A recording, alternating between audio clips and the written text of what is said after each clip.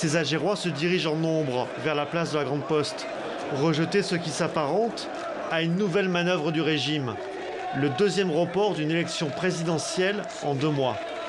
Pouvoir assassin, pouvoir assassin, pouvoir assassin. Ces manifestants restent plus que jamais galvanisés contre le pouvoir. Au lendemain de la déclaration du président par intérim qui annonce son maintien aux affaires jusqu'à l'organisation d'un prochain scrutin.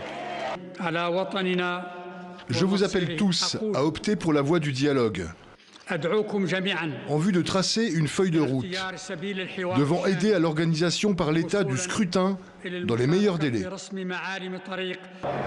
Une offre de dialogue qui ne répond pas aux attentes de ces manifestants, à l'instar de cet avocat militant des droits humains qui, depuis 16 vendredis, descend dans la rue.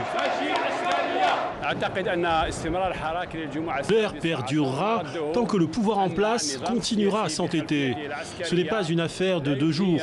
Ce mouvement réclame le changement du régime et l'édification d'un état de droit et de liberté.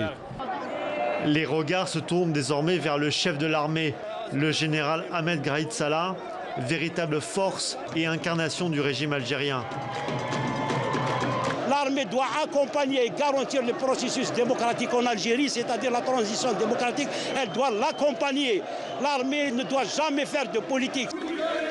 L'avenir reste donc incertain entre un pouvoir qui campe sur ses positions, joue la montre, et une population déterminée à ne pas rentrer chez elle avant la prise en compte de ses aspirations démocratiques.